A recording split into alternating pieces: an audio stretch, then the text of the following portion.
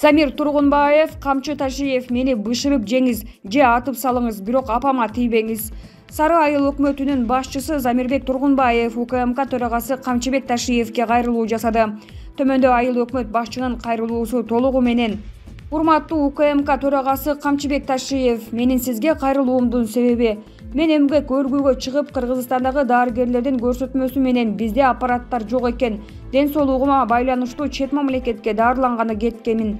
Мен дарыланганы кеткенден кийин сиздин альфа кызматкерлери мен башкарган айыл өкмөттүн кеңсесине барып, кабинетиме, андан кийин энемдин үйүнө кирип тинтүү жүргүзгөн. Урматтуу Камчыбек Кыдыршаевич, мен сизди кыргыздын мыкты уулу катары билет элем. Себеби сиз энеңизди колуңуздан түшүрбөй, энеңиз менен мактанып, энеңиздин ар бир сөзүн сүйлөп, Текебаев, менин энем сенден кыйын деп айткан сөздөрүңүздү билем. Энесин сыйлаган мырза катары өтө сыйлачу элем. Сиз 8 мартта баатыр энелерди топтоп көп жылдан бери көңүлүн алып жүрөсүз. Мен 5 жылдан бери сизден үлгү алып, энелерди өзүмдүн каражатыман сыйлап, сиздей болуп көңүлүн алып чай берип жүрөм. Бирок кечээги күнү сиз башкарган УКМК менен альфа кызматкерлери 68 жашка чыккан менин алсыз энемди автоматтар менен келип, үрөйүн учуруп, 2-класста окуган баламды коркутуптур. Урматтуу Камчыбек Кыдыршаевич, мен сизден күмөн санап калдым. Ошол альфа кызматкерлери кечээги тополоңдо кайда жүрүштү?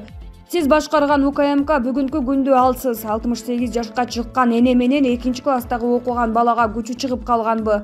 Эгер мен кылмышкер болсом, ал энемде эч кандай күнөө жок. Энем мени багып төрөп чоңойткон. Эми сиздин апаңыздын, маркум энебиздин жайы жаннаттан болсун. Ошол энеңиздин тирүү кезинде өзүңүз барып, эркелеп сырдашкан күнүңүздү эстеңиз дагы. Анан менин 68 жаштагы алсыз энеме автомат такап коркуткан альфа кызматкерлерине чечим чыгарыңыз. Урматтуу Камчыбек Кыдыршаевич, мен айыл өкмөт болуп иштеп, бюджеттен сыртка кетип жаткан 32 миллион сом, тагыраак айтканда 78 миллион сом менен бюджетти алып 100 миллион сомго көтөргөн жигитмин. Эгер мен айыл өкмөттө иштеп жаткан маалда менин туугандарым, бир туугандарым же мен кыймылдуу же кыймылсызга ээ боло турган болсом, бардыгын тапсаңыз мамлекетке өткөрүп алыңыз. Мен ыраазымын. Мен апамдын, атамдан калган эски үйдө жашап жүрөм. Ал жерде энимдин жаңы төрөгөн келинчегинин дагы коркутушуптур. Эч нерсе табышпай кетишип, бүгүнкү күндө мени ОПГ деп кайдагы курал жаракты салып коюптур. Урматтуу Камчыбек Кыдыршаевич, сиз Садыр Нуркожоевич, Талант Мамытов куугунтукка алынганда, мен дагы куугунтукта алынгамын. Ошол маалда мага пистолет салышып, мени камашкан. Мен соттон пистолет меники эмес экендигин далилдеп, жогорку соттон акталып келгенмин. Урматтуу Камчыбек Кыдыршаевич, мен сизден бир гана нерсени суранам. Энелерге тийбеңиз, алсыз энелерге, жаш балдарга тийбеңиз. Балдарыңызды тыйып коюңуз. Биз кайсы мамлекетте жашап жатабыз? Ошол жерге өзүңүздүн энеңизди коюп көрүңүз. Мен дарыланганы гана келгем. Повестка берсе деле бармакмын. Кечээ Мунардын үйүнө кириптир. Мунарды билем, 3 кичинекей кызы бар. Аларды да коркутуптур. Биздин УКМК бүгүнкү күнү кемпирлер менен жаш балдарга күчү жетеби? Менин энемди ордуна өзүңүздү коюп көрүңүз да. Кыргызстандагы бардык энелерге тийбеңиз, суранам. Мен дарыланып барамын. Эч жака качпайм. Балдарыңызга айтыңыз, энеме тийбесин. Биз кайсы мамлекетте жашап атабыз? Силердин энелерге күчүңөр жетеби? Мен барамын. Кааласаңыз бышырып, кааласаңыз атып таштаңыз. Бирок энелерге тийбеңиз. Энелерге тийбеңиз. Энелерде күнөө жок деп кайрылган Сары айыл өкмөтүнүн башчысы Замир Тургунбаев. Булак Назар Ньюс чекит KG. Ассаламу алейкум, урматтуу кыргызстандыктар. Ассаламу алейкум, урматтуу УКМ башчысы Камчыбек Кыдыршаевич.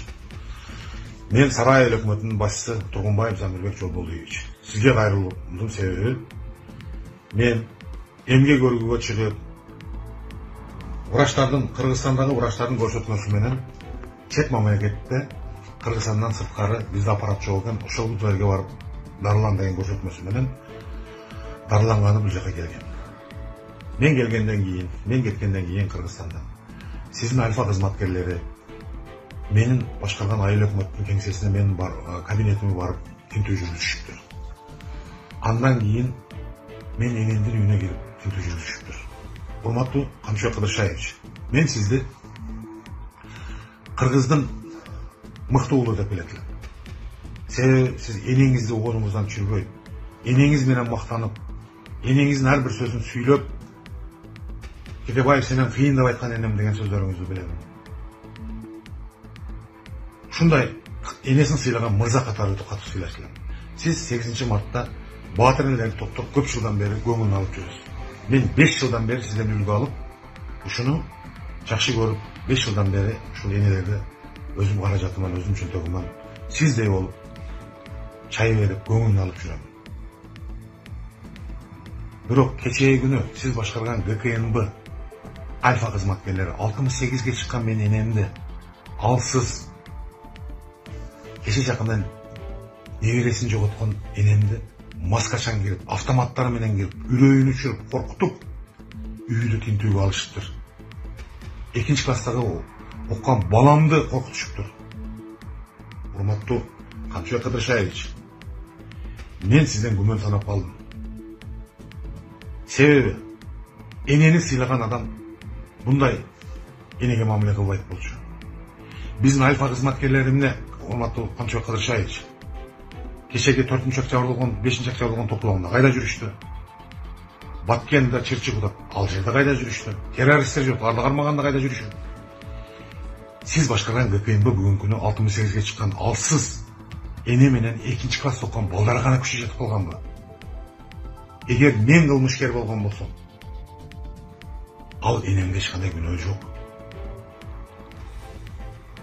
Энем мени төрөп, багып чоңойткон. Эми өзүңүздүн энеңизде, тагыраак айтканда, раматылык болуп кеткен энебизде жайы жанаттан болсун. Аллах Таала өз рахматын алган болсун. Ошол энебиздин тирик маалындагы өзүңүз барып эркелеп, сырдашып турган маалыңызды эстеңиз дагы 68ге кирген менин алсыз энеме автоматта кап коркутуп аткан сиздин балдарыңызды эстеп туруп, бир өзүңүз чечим чыгарыңыз. Урматтуу Камчыбек Кыдыршаевич, мен айыл өкмөт болуп иштеп, бюджетке сырт кетип аткан 32 миллион сом, тагыраак айтканда 78 миллион менен бюджетти алып, 110 миллион сомго көтөргөн жигитмин.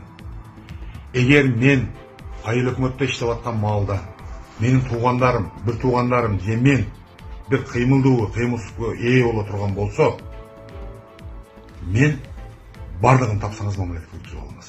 Мен ыраазымын. Мен ошол апамдын, атамдан калган эски үйдө жашап жүрөм. Ал жерде иним келинчеги жалгыз төрөгөн. Аны да коркутушуптур. Эч нерсе табышпай, кетишип, бүгүнкү күнү мен ОПГ деп аяктагы бир курал жарактарды салып коюштур. Урматтуу Камчыбек Кыдыршаевич, 2010-жылы сиз Садыр Нуркожоевич, Талант Мамутов угунтуп калганда, мен да угунтуп калганмын.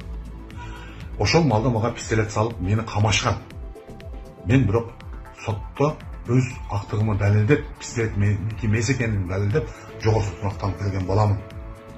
Урматтуу Камчыбек Кыдыршаевич, мен сизден бир гана нерсени суранам. Энелерге тийбеңиз. Алсыз энелерге, жаш балдарга тийбеңиз. Балдарыңызды тыйып коюңуз. Биз кайсы мамлекетте жашап атабыз? Урматтуу Камчыбек Кыдыршаевич, дагы бир жолу суранам. Энелерге тийбеңиз. Өзүңүз энеңизди коюп көрүңүз ошол жерге. Мен дарыланганы гана келгенмин. Мага повестка берсе деле бармакмын. Кече Мунардын үйүнө кириптир. Мунарды билем мен. 3 бала, 3 кызы бар. Кичинекей. Анын дагы ошондой жаш балдарды коркутту. Биздин ГКНБ эмне бүгүнкү күнү кемпирлер менен жаш балдарга гана күчү жетеби? Урматтуу Камчыбек Кыдыршаевич, энемин астында, раматылык энеңиздин астында отуруп эркелеген күнүңүздү эстеңиз дагы ошондон менин энемди коюп көрүңүз. Кыргызстандагы бардык энелерге урматтуу Камчыбек Кыдыршаевич тийбеңиз. Суранам, тийбеңиз. Мен дарыланып барамын. Эч жака качпаймын, урматтуу Камчыбек Кыдыршаевич. Энеме тийбеңиз. Балдарыңызга айтыңыз, энелерге тийбесин Кыргызстандагы. Биз кайсы мамлекетте жашап атабыз? Сиздер келип энелерге тиесиң. Энелерге гана күчүңөр жетеби? Мен барамын. Кааласаңыз пиширип жеңиз, кааласаңыз атып салыңыз мени. Бирок энелерге тийбеңиз. Тийбеңиз энелерге. Мен сизден суранамын. Тийбеңиз. Аларда эч күнөө жок. Тийбеңиз энелерге.